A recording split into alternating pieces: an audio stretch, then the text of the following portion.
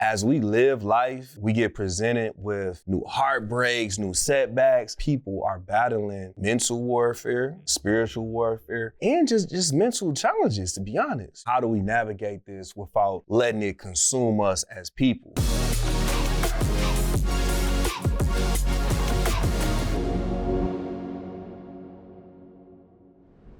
Hello. Welcome to the Day for Tomorrow podcast. Now, I know things look a little different. My man Martell is not here. And so I'm doing the opening today. And look, we want y'all to stay tuned. Okay, Martell will be back. He will be back. Now, Mike was taking care of some business. Now, Martell taking care of some business. There'll be some days where I take care of business. But we're going to be rolling today. So, hey, if this is your first time, we want you to subscribe on YouTube. Hit that bell so you can be notified. And today, we got a topic for you. But I want Mike to set this up for us because I know you're going to be able to relate to it, but Mike, you want to kind of just set the stage for what we want to talk about today? Yeah, so this is something that it came up in real time because what I'm noticing is, I myself, I go through this daily, but I have a lot of friends that are reaching out and they're asking me for tips on how to deal with this. So I thought this was a good opportunity for us to just kind of share our thought process with the world. So the title is factored around the ebbs and flows of life and how do we navigate this without letting it consume us as people. So one thing that I quickly want to throw out there is the fact that this is not something that you just accomplish and then it's like, all right, cool. I figured it out and we're good. I don't have to worry about that anymore. It's not that type of deal because what happens is as we live life, we get presented with new days, new opportunities, new heartbreaks, new setbacks.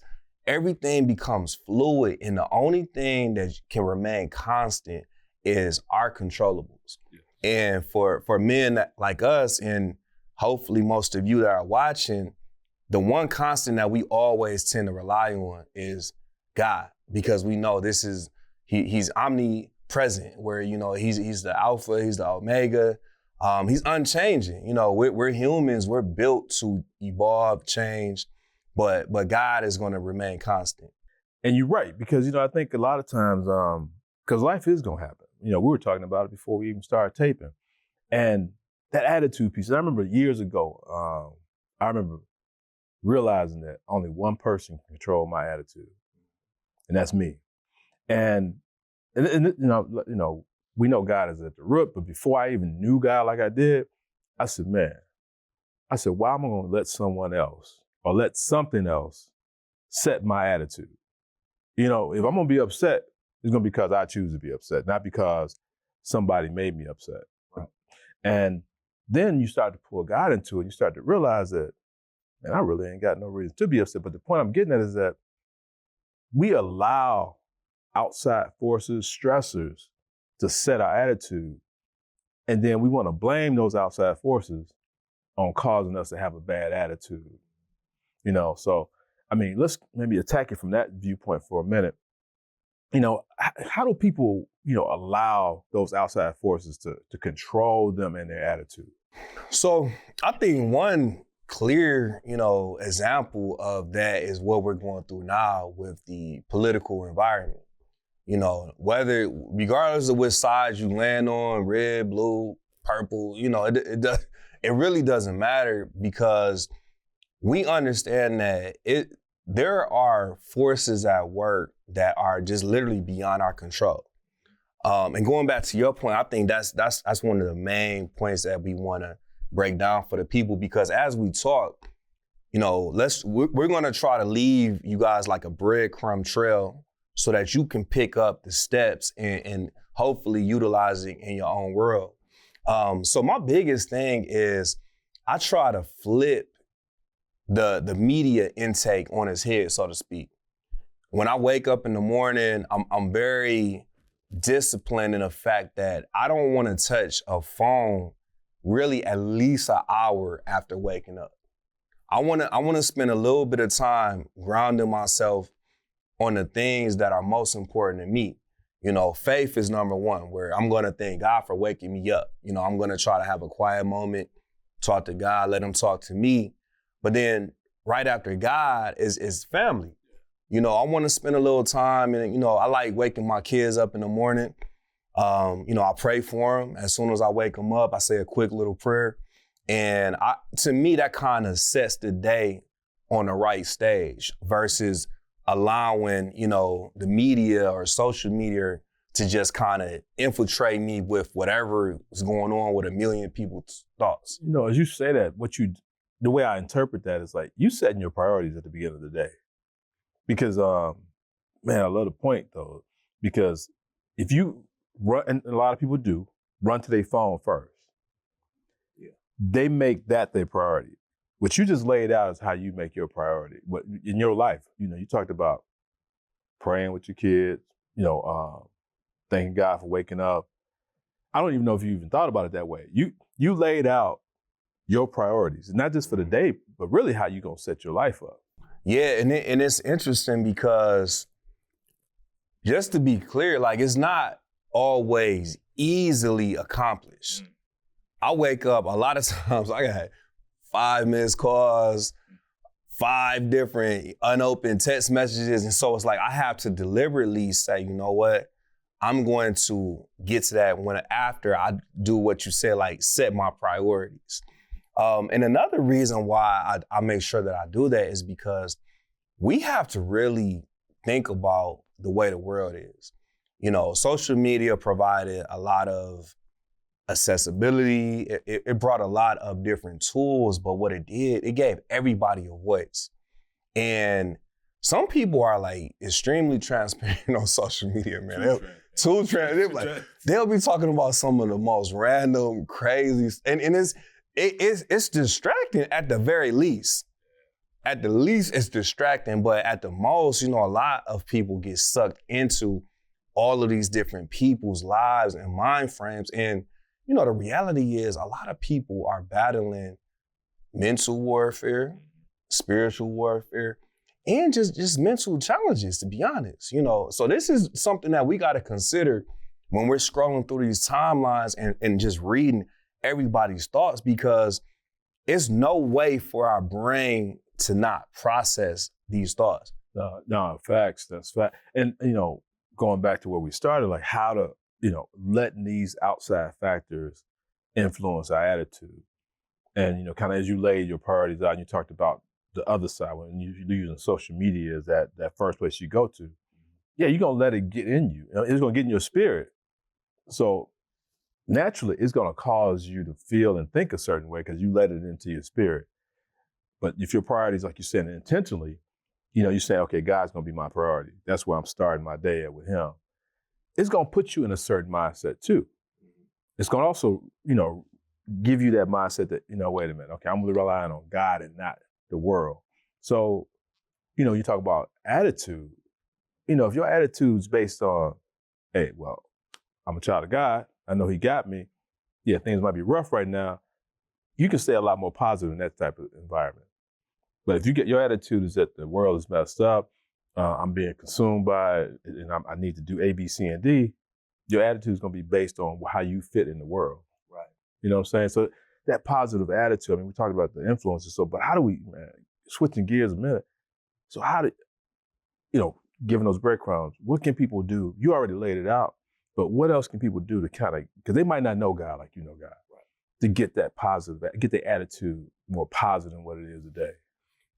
So outside of, you know, just setting a plan and, you know, seek the word, seek God, I think the next thing that's critically important is creating the environment around you that is conducive for the goals that you want to achieve.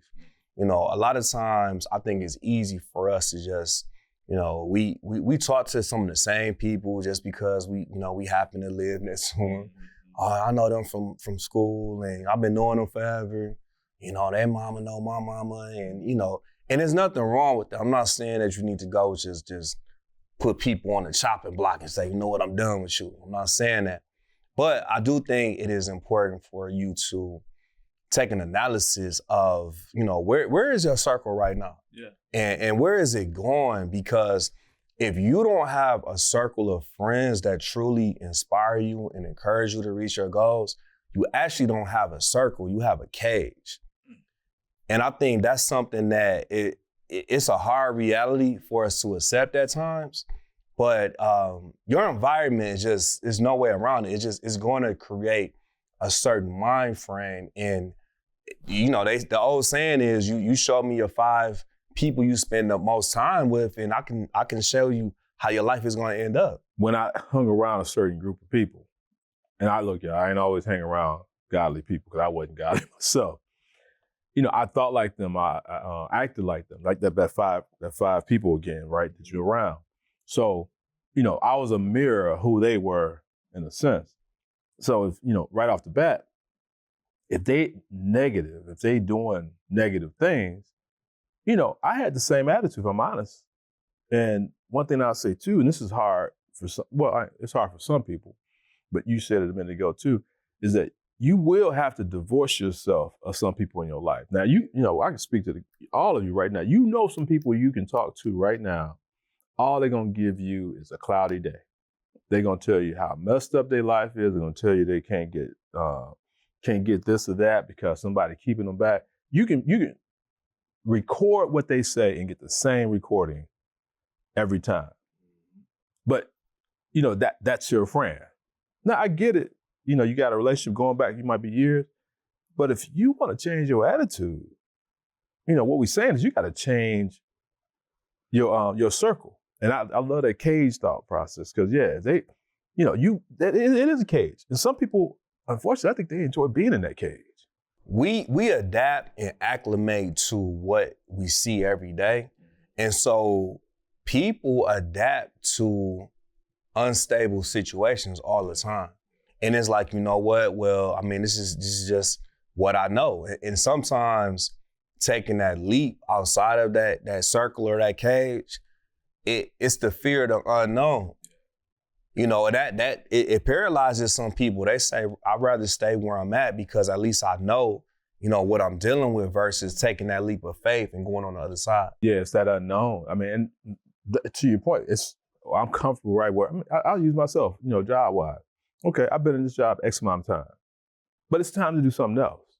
But it's predictable, right? So even though you might not like certain aspects of what you're doing, it's predictable. Yeah. And then let's think about this advancing. You might get a certain part in your life as far as career-wise or, I don't know, any number of different things. And, you're in real estate. It might be comfortable to be right here. It might give you a good lifestyle. But the point, though, is that you're not going to grow if you stay there. And to step out of that, to go further, is uncomfortable. It is unknown. And I think, we talk about wanting to have a better attitude. It takes you stepping out of situations, and I think your surroundings starts with that. Like the people, like you said, man, I mean, I think about you, Martell, a number of people, and it's only a small group, but I can't never remember a conversation where I came out and I didn't feel better from the conversation. What I'm saying is that, but I know individuals I've talked to in the past where I finished talking to them and I'm like, I felt like I wasted my time, or I felt like they were trying to they wasn't on my trying to help me work through anything. They were actually dumping on me. Yeah. You know what I'm saying? Yeah, no, that's real. And it's an energy transfer. Yeah. And you gotta be very careful, because and it's funny because I remember telling someone some years ago, we were having a conversation and I think it was my little sister. She was basically saying like, yeah, you can come off like things don't affect you or, that you don't really care. Yeah, kind of store. And I'm like, the funny thing is it's actually the opposite. Mm. I care deeply. I care too much. And then what happens is if you're not careful, people will recognize that and they'll suck you into there. It's like a vortex. You get too close, they're gonna suck you in. And now you're in their situation, that old adage where misery loves company. Nobody want to be miserable. Oh, they want a teammate in that thing. And that's what you got to be careful about because if you don't have your anchors put up, it's easy to just kind of float every which way. But now I try to let God set the parameters and show me, like, every day I ask for clarification on what's the priorities for today. Because I know the way my life is, I serve a lot of people. So people, they want to reach out. They want to spend time with me, which I love. I love the fact that, people are reaching out, but I also recognize the fact that I only have so much capacity. I got to take care of myself, because if you can't pour from an empty cup. If I don't refill my cup, then I'm going to be empty. I have to take care of my family, because that's my first ministry. And whatever I have left, that's the overflow I pour into, the mentorship, the brotherhood, the Men 2.0. These are the things to where we're providing structure. So going back to our original template and guideline, set priorities for yourself based on where you want to go and what your life mission is. You have to know and understand your life mission before you can do that. And if you don't know it, that's okay too, but be actively working towards seeking it and getting clarification on it. Yeah, that's real. And actually, if you didn't write that down, you need to write it down, because that blueprint is the same. It's a pickup in anything we do in our life. But man, I want to touch on the thing you said too, that energy transfer. Man, that's real. I mean, it hit me because it really is, because you can be in a great spot and mess around and have a conversation with someone, and it can sap all your energy because you don't take it on the energy. I think that's a great way to put it.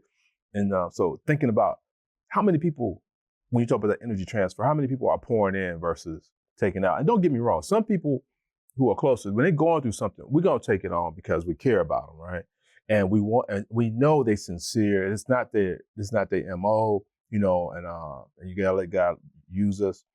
But the other part you said too is about how the priority, even, God, family, it goes from there, and you got to realize that you cannot be there for everybody.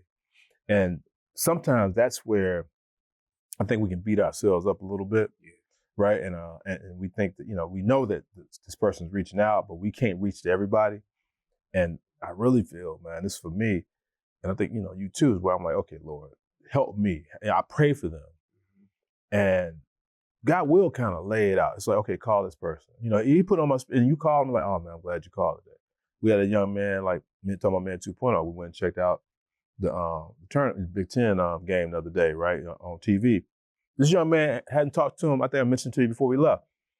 It's been like over a year plus, been reaching out to him to come on out of the blue. He's like, hey, I'm gonna come check it out today. Hey, I want to talk to you. So afterwards, me and him had a conversation. And it's, it was good, but it was like he needed to change his circle. You know what I mean? Yeah. So I made time for him. I made time, even though I was running late. I was like, hey, we sat there, we talked it through. So, but you gotta let God lead you on that. Got to. And it's interesting too, because I can name an example we both was in just the other day, where when we were doing a mentorship and we were running a little bit tighter on time than we normally do.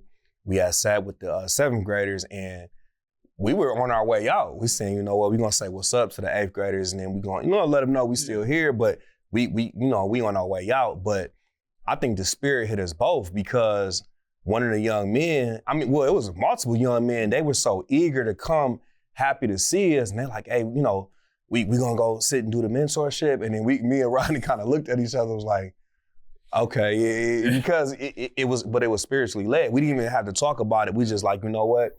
Even though we both had engagements already set, we like, let's prioritize this and make time for them. And I think it was the right move too. And that's the thing, that we gotta look for those moments where God needs us to step in and fill these gaps. Mm-hmm. Because sometimes, like I tell my kids when we're talking about sports, they're like, well, I want to be a good team player. I want to. Cool, but sometimes the best thing you could do for your team is step up and fill the gap. But on the flip side of that coin, is other times where God is allowing people to go through trials and tribulations. And if we try to go in and put our Superman cape on and go save the day, for one, it's probably not going to actually save the day, because we can't stop what God's ordained. And then for two, what's gonna happen is they missing their lesson. Yeah. We came in and we interceded their lesson. Sometimes your call is to sit and deal with that storm. Don't try to run away from it. Don't try to run around from it. Deal with it and then get strong enough to go through it. Yeah, no, that's real. And that advice right there. And even when you're talking to people, it's funny, I had that conversation with somebody a couple of days ago. And they going through the storm. They dealing with it. But, they was asking the question, why? And I told them, man, it's going to make you stronger later. It was pain. It is painful right now. And they were talking about how much money they had to spend. I said, look, you know what? That money you're talking about, let's talk 5 years from now, 2 years from now. It's going to be the best investment you made because you learn a lesson in this. You learn something. You being taken out of a situation that might later on could have been worse. And I can see that, but because they're in it, it's hard for them to see it because they're in a storm. But I got to give it to them. They working their way through it. But to your point, not like I had. Anyway, if I came and said, oh yeah, I can tear you off this or whatever, that ain't what they need right now. They need to have the attitude, kind of remind them that, hey, keep the right attitude. You're gonna be all right. And I think that's the thing, the whole thing of this is like having that right attitude. Because, I remember you was talking to me about a trip you took. You like, hey, look, man, my attitude, I'm going in there, it's gonna be good. You was like, it's gonna be good. I'm not gonna let it be bad. That's the way you put it. I'm like, that's the way, because you realize, look, I'm not gonna let it, not that you're gonna control it, but you ain't gonna let it control you. Exactly. And going back to what you were saying about it's times where, you might be investing money, you invest in time, you invest in both, and you're not getting the type of results that you feel like you want to achieve. And I always call that paying tuition. Paying tuition, you got to take those courses, and just like in school, if we were in college, if you didn't do what needed to be done to pass that course, guess what? You got to take it again. You got to pay more tuition for the same course. And it's the same with the school of hard knocks in life. If we don't get the lessons that we're supposed to get right here, right now in this moment, guess what? That lesson is coming right back to you in some shape or form. And that's the part where, I can reflect in my own life. I've gone through this a few different times, but I watch people go through this a lot where they're trying to run from their lessons. Yeah. And the whole thing is we have to understand that life is a temporary thing. We're only here for a short amount of time in the broad scheme of things. We have a life mission, each of us. Jeremiah 29:11, it says for I know the plans that I have for you. God knows the plans he put in all of us and what our capacity is, but our test on this earth is, are we going to accomplish the life mission? Yeah, and you picked the perfect scripture because, Jeremiah 29:11 is towards the end of that book, and God letting it be known, like you said, I have plans for you. But that whole book is about God talking to, at the prophet Jeremiah, letting the people know, you getting judged. They going through rough times. They going through a storm. And God's saying, hey, look, I got you. I got you covered. And guess what? I'm the one judging you right now. To you, with everything you just said, hey, look, you going through this for a reason. Yep. And that's a good thing to remember too when we go through storm. And it's for those who know God, okay, who know Christ. And if you don't know him, then you do the best you can in your storm. Some of these principles will work, but without God, they won't be able to be sustained. But the point though is that in the end, he got you. That's a good point though, and that's something that I think we gotta speak on. I want to speak on that, is that everybody is at a different point in their faith walk. And I have some friends that they're going through different iterations in their journey. And that's one of the main things that I get, when I'm asked, how do you deal with this? How do you always, I'm like, listen, bro, I can only tell you the truth. For me, without God, none of this is possible. My mental is not even, I'm not even in a place where I could overcome some of this stuff. Yeah. And that's the humility of me admitting that, what, I am very able, and I have a very high level of confidence in myself in a lot of different capacities, but I submit to the fact that I'm nothing without God's leadership. because I've tried that route. To be honest, in my earlier days, I've tried to do it Mike's way, and I bumped my head tremendously, because I'm a human and I have human thoughts, I have human ways. You can't see everything. You can't see your blind spots. And that's where we gotta have, our guiding light and just always help keep us on our path. Yeah, and that's facts. Cause that like you said, man, that I think we instinctively, especially as men too, you start out thinking that, hey, I can figure this out. I can power through this. And to your point about hitting your head, because on paper, you do everything right. Mm-hmm. On paper, it should work out. On paper, it's like, hey, if I put hard work in, it should be some reward on the other end. But without God, no, that paper don't mean a whole lot. Because I don't know about you, there's been times where I did everything wrong, but in my mind it was wrong, but God told me to go this route and it turned out right. So yeah, I think that's we get to that point, but man, it's like, I want us to sum it up to a point, and I think you've done a good job kind of laying some steps out. But what can we put out there? Because I think everything been said stands by itself, but how can we, summarize kind of what we're talking about? The biggest thing that I would say is you have to be willing to lead the fight for your own rescue. Mm-hmm. You got to be, more than willing to put in the work and do what it takes to first stabilize your situation. That means you got to stop the bleeding. If you have any challenges right now, like you got some crazy credit card debt, or you have something else going on that needs to be addressed, the best thing you can do for yourself is just address it, stop the bleeding. All right, once you stop the bleeding, then you can kind of clean up, your wound, and you can plan for once everything gets healed up properly. Once your life gets the foundational principles set, then you can start to optimize, you can start to maximize different things. But the problem with most people, and myself before included, everybody wants to skip to step 7 or 8. They don't want to deal with steps 2, 3, and 4 because they're like, man, that's boring. Ain't no money coming from there, or ain't no happiness. And that's the thing. That's the part that is going to come back to bite you every time, because let's say you do get past that. You get to steps 9 and 10. You don't know what's coming at 15. And this is the stuff that's going to come back to bite you if the foundation isn't correct. Yeah, no, that's real. And I think that's a good place to kind of lay it. The foundation. If you want to have the right attitude and keep the right attitude, you got to have the right foundation.